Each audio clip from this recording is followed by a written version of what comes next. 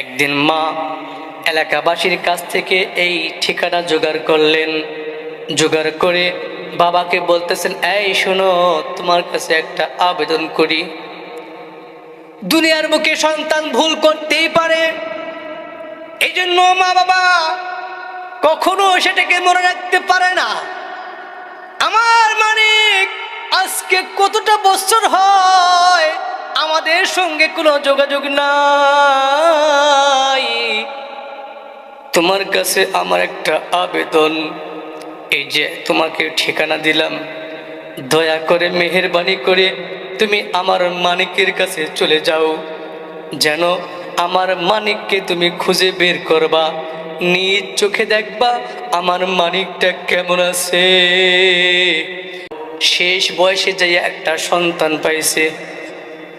একটা ছেলে সন্তান যখন হয়েছে, লোকটা আনন্দে আত্মহারা হয়ে গেছে। হাই হাই, শেষ বয়সে রব্বে করিম আমাকে একটা মানিক দিয়েছেন, আমি রিক্সাওয়ালা, তাতে কি হয়েছে, আমি ওকে মানুষের মতো মানুষ করব, বড় শিক্ষিত করব, শিক্ষিত বানাইয়া ওকে একটা অফিসার বানাবো। এমন নিয়ত যখন করছে, এই লোকটা কোলে কাখে করে কাঁধে করে করে স্কুলে নিয়ে যায়। ছেলেটার ব্রেনও আল্লাহ তাআলা ভালো মতো দিয়ে দিয়েছেন। ছেলেটা হাঁটি হাঁটি পা পা করে স্কুলে যায়। আস্তে আস্তে প্রাইমারি শেষ, হাই স্কুল শেষ, ভালো নাম্বার দিয়ে পাশ করে high school, primary school, college যখন শেষ, এখন বলে, বাবা গো, আমার ডিগ্রির জন্য, ভালো রেজাল্টের জন্য ভালো একটা কলেজ যাইতে হবে। কোথায় যাইবা? বা ঢাকা শহর যাব, ঢাকা ভার্সিটিতে যাইয়া আমি লেখাপড়া করব। হয় ঠিক আছে, সমস্যা নাই, আমি আমার রিক্সা চালিয়ে কোনো শরীরের রক্ত বেঁচে হলো তোকে আমি শিক্ষিত বানাবো। এই বাবাটা অনেক কষ্ট করে টাকা পয়সা জোগাড় করে ঢাকা ভার্সিটিতে ভর্তি করে দিয়েছেন। এই টাকায় হয় না, হয় না, হয় না। যুবক নিজে আবার টিউশন করে বাবার টাকা নেন, এরপরে সে লেখাপড়া আরম্ভ করছে। এই ফাঁকে শয়তানের চক্রে পড়ে একটা সুন্দরী রমণীর মেয়ের প্রেমে পড়ে গেছে। ভাগ্যক্রমে এই মেয়েটা ছিল কোটিপতির একটা মেয়ে। যখন সে দেখছে আমার তো কপাল খুলে গেছে, এই মেয়েকে যদি আমি বিবাহ করতে পারি আমার লাইফটা সেটিং হয়ে যাবে, আমার জিন্দেগিতে আর দুঃখ কষ্ট বলতে কিচ্ছু থাকবে না। এই চিন্তা করে বাবা মার কোথাও নিমিশেই ভুলে যায়। সারা জীবনের কৃতিত্ব সব হারিয়ে ফেলে বাবা মার পরিচয় গোপন করে লোকটা ওই মেয়েটাকে বিবাহ করে। এই মেয়ের বাবা ছিল বড় মাপের একজন শিল্পপতি, তার কয়েকটা ফ্যাক্টরি আছে। একটা ফ্যাক্টরির মধ্যে তাকে জবে লাগায় দেয়, বড় মাপের অফিসার হয়ে যায়, লক্ষ লক্ষ টাকা তার বেতন হয়ে যায়। মা বাবার সঙ্গে যোগাযোগ বিচ্ছিন্ন। 1 মাস 2 মাস, 1 বছর 2 বছর, অনেক বছর কাটিয়া যায়, মা বাবার সঙ্গে তার সঙ্গে আর কোনো যোগাযোগ হয় না।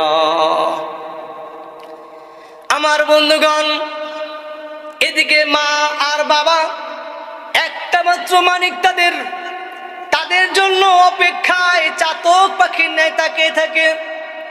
দিনের পর দিন যায়, রাতের পর রাত যায়, কত ঈদ চলে যায়, কত অনুষ্ঠান চলে যায়। শহর থেকে কত মানুষ গ্রামে এসে বাবা মায়ের সঙ্গে একত্রে ঈদ করতেছে। কিন্তু এমন একটা সিচুয়েশনে পড়ে গেছে যে মাত্র 2 জন লোক, এরা ঘরে বাইরে একাই ঈদ করে, কখনো তার ছেলে আসে না, যোগাযোগ তো একেবারেই বিচ্ছিন্ন। কিন্তু এলাকাবাসী টের পেয়ে গেছে এর সন্তান ঢাকা শহরে বিশাল বড় একটা ফ্যাক্টরিতে জিএম হয়ে গেছে, লক্ষ লক্ষ টাকা বেতন পায়।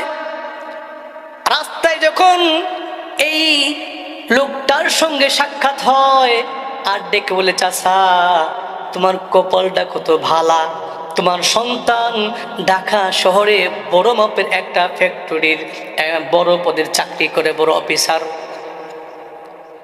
এই লোকটার বুকের ব্যথা তো কেউ জানে না। কেউ জানে না, কেউ জানে না। আশেপাশে সকলের মুখে মুখে একটাই কথা, রিক্সাওয়ালার ছেলে বড় অফিসার।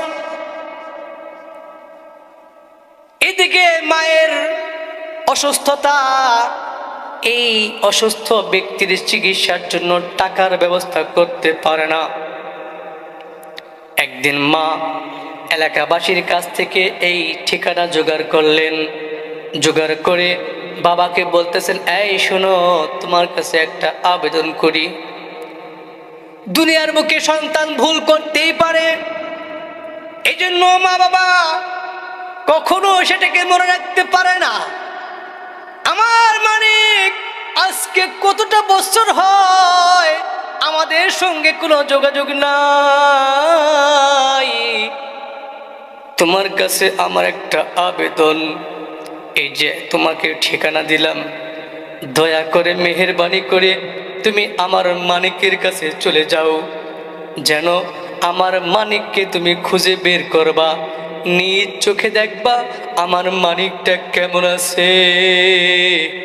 না জানি মুখটা মনে হয় শুকাইয়া গেছে। আমি আমার সন্তানের খবর তোমার মুখে শুনতে চাই, তুমি নিজ চোখে দেখবা। আবেদনটুকু স্বামী গ্রহণ করে ঠিকানা মোতাবেক ঢাকা শহরে চলে গেলেন। অনেক কষ্টে খুঁজতে খুঁজতে পেয়ে গেছেন। ফ্যাক্টরিতে যখন ঢুকবেন এমন মুহূর্তে দারোয়ান তাকে আটকায় দিয়েছে। এই চাচা, তুমি কই যাইবা? কাঠটা শু করছেন, এই দেখো আমি এই লোকটার সঙ্গে সাক্ষাৎ করব। কাঠটা হাতে লয়ে দেখে, হায় হায়, এই লোকটা তো আমাদের বড় স্যার। কয়, আপনি দাঁড়ান, আমার এই স্যারের সঙ্গে সাক্ষাৎ করতে গেলে তার কাছে পারমিশন লাগবে, তার অনুমতি ছাড়া কোনো একটা লোক ভিতরে ঢুকতে দেওয়া যাবে না। দারোয়ান লোকটা চলে গেলেন এই স্যারের অফিসে। অফিস রুমে ঢুকে বলেন, স্যার, গেটের মধ্যে একজন লোক চলে আসছে। লোকটা দেখতে হতদরিদ্র, মনে হয় যেন গ্রাম অঞ্চল থেকে চলে আসছে। তার বেশ ভাষা বেশি একটা ভালো নয়। সে আপনার সঙ্গে সাক্ষাৎ করতে চায়। আমি কি করব, নিয়ে আসব না কি করব? স্যার বলতেছে, একটু ওয়েট করো, আমি ভিডিও ফুটেজে একটু দেখে লই। ভিডিও ফুটেজ সিসি ক্যামেরার মধ্যে ওপেন করে দেখে এইখানে আর কেউ নয়, তার জন্মদাতা পিতা দাঁড়িয়ে রয়েছে। মানুষ যখন গুনাহ করে ফেলে, গুনাহ করতে করতে দিলটা শক্ত হয়ে যায়। কেমন শক্ত? কয়, আসাদ্দু মিনাল হাজার, পাথরের চাইতেও বেশি শক্ত হয়ে যায়। এত বছর পরে সন্তান দেখলো তার বাবার চেহারা, খোঁজ করতে করতে বাবার কাছে চলে আসছে, কিন্তু এই সন্তান বাবাকে পরিচয় দেয় না। পকেট থেকে কসকসা 500 টাকার নোট বের করে দিয়া দারোয়ানের হাতে দিয়া বলে, যাও, যা বলো স্যারে অনেক বিজি, দেখা করার সময় নাই। এই লোকটা চলে গেছেন, যা বলেন, চাচা, আমার স্যার অনেক বিজি, তোমার লগে দেখা করার টাইম নাই। এই লোক 500 টাকা, আমার স্যার অনেক ভালো লোক, এমনি তো অন্য লোককে 10-5 টাকা দেয়, আপনাকে 500 টাকা দিয়েছে, এটা বাজার করে পাঠতে যায়, খানগার দেখা করার সময় নাই। এই লোকটা ডেকে বলতেছেন, ও ভাই শোনো, আমি তো কোনো ভিক্ষুক নই, আমি ভিক্ষার জন্য আসি নাই। আমি আজকে কয়েকটা বছর হয় আমার কলিজার টুকরা সন্তানকে দেখি না। আমি আমার সন্তানকে দেখতে আসছি, তুমি আবার রিটার্ন চলে যাও, যাইয়া বলো এটা আর কেউ নয়, আপনার পিতা আসছে, আপনার বাবা আপনার সঙ্গে সাক্ষাৎ করতে চায়। আমার কথা যদি বলো, আমার বিশ্বাস আমার সন্তান আমাকে তাড়াইয়া দেবে না। যখন দারোয়ান শুনতে পারছেন এই লোকটা হলো আমাদের স্যারের বাবা, এই লোকটা মাথায় হাত দিয়ে বসে পড়ছে। হায় আল্লাহ, এটা কি শুনলাম! ও চাচা, আপনার ছেলে ওই যে সিসি ক্যামেরার মাধ্যমে ভিডিও ফুটেজে আপনার চেহারা দেখছে, আপনাকে পরিপূর্ণ চিনছে। চিনার পরেই তো আমাকে এই অর্ডার দিছে, আপনার সঙ্গে সাক্ষাৎ করার সময় তার নাই। যেই মাত্র শুনতে পারলো, আজকে কয়েকটা বছর পরে এই সন্তানকে দেখতে আসছে, পিতা তার সঙ্গে সাক্ষাৎ করার সময়টুকু দিল না। সন্তান পিতাকে একটু দেখা দেবে, এই সময়টুকু তার হলো না। কোন বাবা সহ্য করতে পারবে? এই বাবাও সেখানেই সঙ্গে সঙ্গে মাটির মধ্যে পড়ে গেছে, সেন্স হারিয়ে গেছে, আর কথা বলতে পারে না। অনেকক্ষণ পর হুঁশ ফিরছে, বলেন হাত তুলে আল্লাহর কাছে দোয়া করেন, ওগো মালিক,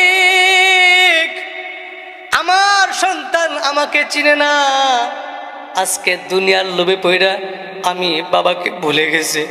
ওগো মালিক, আমি তোমার কাছে বদদুয়া দেই না, কারণ তোমার হাবিব বলছেন রিদর রব্বি রিদল ওয়ালিদাইন, রিদর রব্বি তাবারাক ওয়া তাআলা ফি রিদল ওয়ালিদাইন ওয়া সাখাতুর রব্বি তাবারাক ওয়া তাআলা ফি সাখাতুল ওয়ালিদাইন।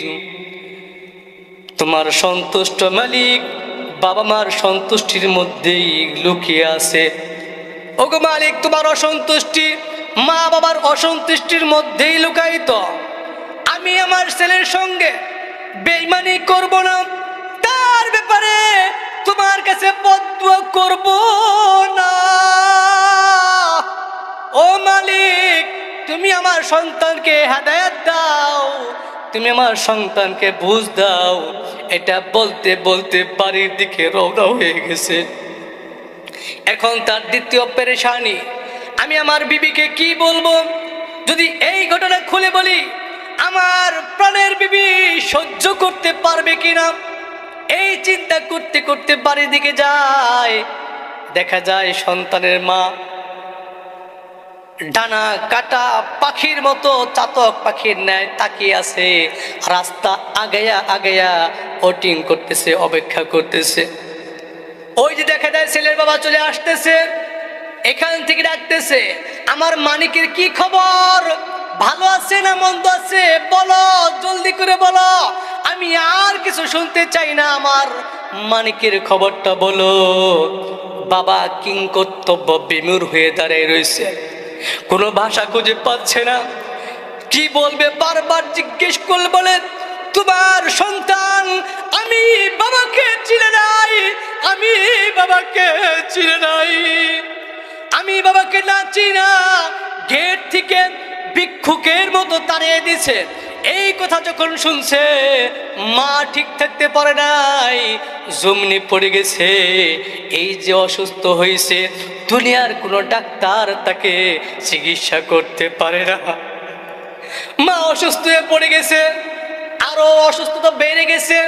এই বাবা রিক্সা চালাইয়া দিন ভর যা ইনকাম করে, এই টাকা দিয়া ওষুধের টাকা হয় না। এখন সে দিনও রিক্সা চালায়, রাতেও রিক্সা চালায়, দিন রাত মেহনত করেও তারা চলতে পারতেছে না। হঠাৎ করে আল্লাহর কি কারিশমা, কোনো একদিন এই ছেলেটা গুলশান আজাদ মসজিদের মধ্যে নামাজ পড়তে গেছিল, জুমার নামাজ পড়তে গেছে, রমজান মাস ছিল। ওই সময় যাত্রাবাড়ির হাজরাত তিনি জুমার নামাজ পড়তে গিয়ে বাবা মার সম্পর্কে কিছু দায়িত্ব সম্পর্কে আল্লাহওয়ালা বুজুর্গ ভাঙা ভাঙা কয়টা কথা বলছে, যেই কথাগুলো ওই যুবকের হৃদয়ের মধ্যে আঘাত করে ফেলেছে।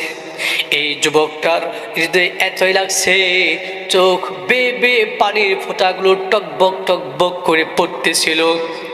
এখানে বসে নিয়ত করছে, আমি আর বাসায় যাব না, বাসায় যাব না। এখান থেকে রিটার্ন বের হয়ে মার্কেটে যাইয়া মার জন্য শাড়ি কিনলেন, বাবার জন্য পোশাক কিনলেন, এগুলো কিনে রিটার্ন বাড়ির দিকে রওনা।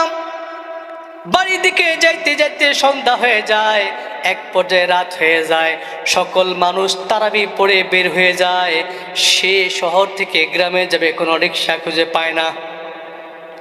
রিক্সাওয়ালা ভাইরা বলে, আমরা তো সারাদিন ক্লান্ত ছিলাম, আবার তারাবি পড়লাম, আর একটু পর আমার সাহরি খেতে হবে, আমরা আর কোথাও রিক্সা চালাবো না, রিক্সা চালাবো না। বলে, ভাই তাহলে আমি যাব কিভাবে? আমার যাওয়া দরকার, আমি তো বহুত বড় অপরাধী, আমার যাওয়া খুবই দরকার, চলো না যাই। এক রিক্সাওয়ালা বলে, ভাই ওই যে সামনে একটু আগায় গেলে একটা 4 হোস্টেল দেখা যায়, ওই 4 হোস্টেলের মধ্যে একটা বৃদ্ধ লোক থাকে, যেই বৃদ্ধ লোকের বাড়িতে তার বিবি অসুস্থ, সারাদিন ভরে রিক্সা চালানোর পরে অসুস্থ বিবির ওষুধটুকু তার হয় না, এই জন্য সে রাতের বেলাও রিক্সা চালায়। আল্লাহ, এই জন্য রাতের বেলাও রিক্সা চালায়।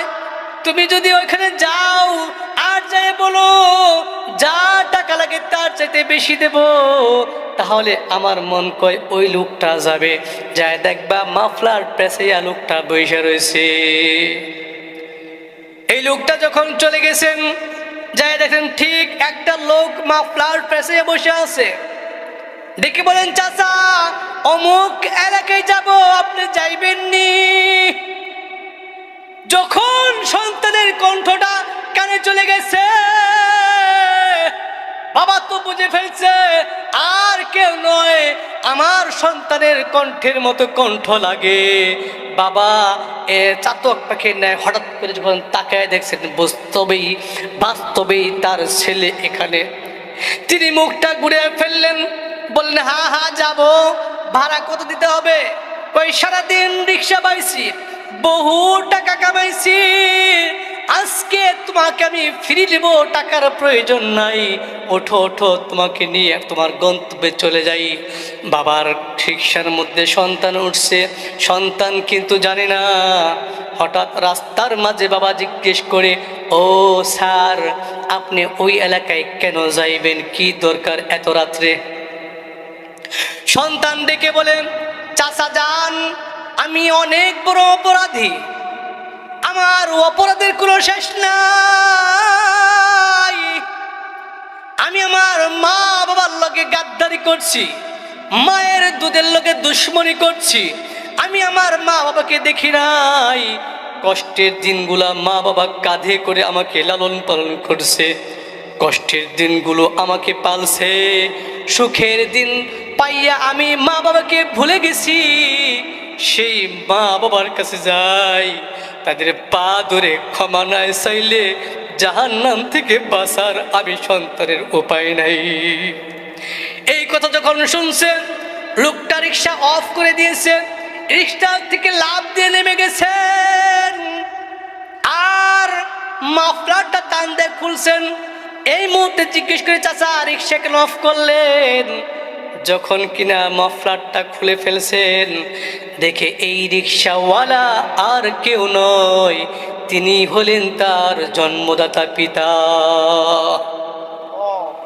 এই ছেলেটা রিক্সার থেকে লাফ দিয়ে পড়ে গেছে, দুটো পা জড়িয়ে ধরছে আর বলেন, বাবা গো, আমার অন্যায় হয়ে গেছে, আমাকে মাফ করে দাও।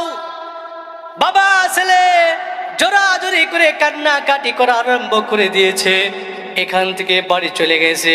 সন্তানের চেহারা দেখে মা সুস্থ হয়ে গেছে। আমার বন্ধুগণ, এই সন্তানগুলো বুঝে শেষ বেলায় শুয়ে বসে, যখন মা দুঃখিনী বাবা দুনিয়ার থেকে চলে যায় তখন বুঝে, এর আগে কিন্তু বুঝে না। আল্লাহ পাক রব্বুল আলামিন এরপরে বলতেছেন, ওয়াখফিদ লাহুমা জানাহাল যুল্লি মিনার রাহমা। বাবা মা এমন একটা ব্যক্তি, এমন একজন ব্যক্তি, দুনিয়ার বুকে একটা বিবি যদি এখন মারা যায়, কালকে আর একটা বিবি আনা যায়, কথা বলেন ঠিক কিনা? যদি আবার মারা যায়, আবার আনা যায়। পৃথিবীর বুকে যদি একজন ব্যক্তির একটা মা আজকে মারা যায়, কিয়ামত পর্যন্ত তন্ন তন্ন করে খুঁজলেও একটা মা একটা বাবা খুঁজে পাওয়া সম্ভব হবে না, কথা বলে ঠিক কিনা? আমার বন্ধুগণ, আল্লাহ বলছেন ওয়াকফিদ লাহুমা জানাহাদ-দুল্লি মিনার রাহমা, অনুকম্পার সঙ্গে বিনয়ের ডানাকে তোমার বাবা মায়ের উপরে সম্প্রসারিত করে দাও। আল্লাহু আকবার। এখানে আল্লাহ তাআলা জানাহ শব্দ লিখছেন। জানাহ শব্দের অর্থ হলো পাখির ডানা। আল্লাহ পাক রব্বুল আলামিন ডানার সঙ্গে মানুষের বাহুর উদাহরণ কেন দিলেন?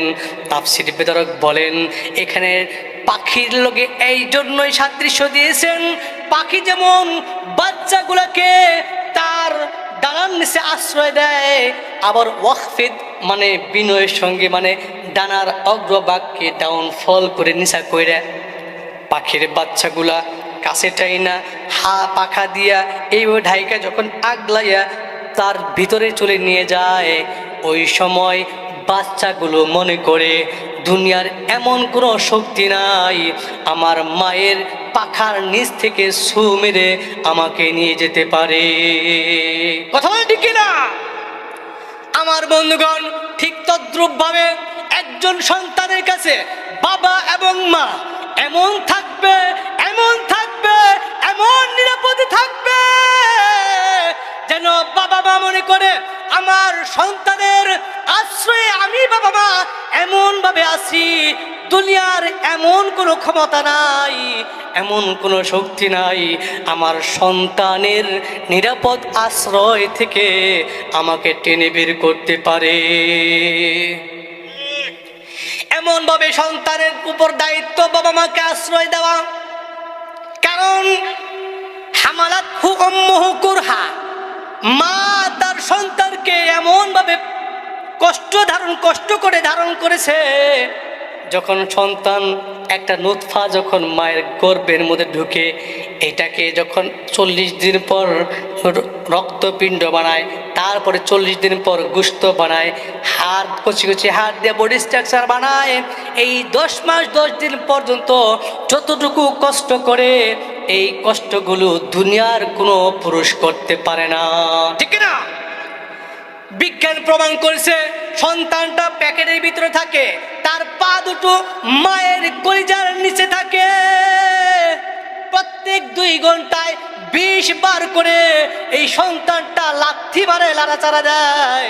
ওই সন্তানটা মাসে কতবার লাথি মারছে, ওই সন্তানটা 6 মাস ধরে কতগুলো লাথি মারছে, মায়ের কলিজায় লাথি মারছে। 6 মাস পর্যন্ত মা ওই লাথিকে সহ্য করে আবার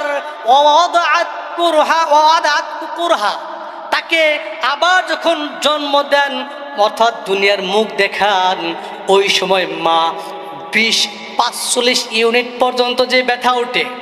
দুনিয়ার একটা সুস্থ সবল যুবক, খেয়াল করে শুনেন, দুনিয়ার সুস্থ সবল একজন যুবক তিনি 45 ইউনিট পর্যন্ত ব্যথা সহ্য করতে পারবে। এর চাইতে বেশি ব্যথা উঠলে যে কোনো ব্যক্তি মারা যাবে।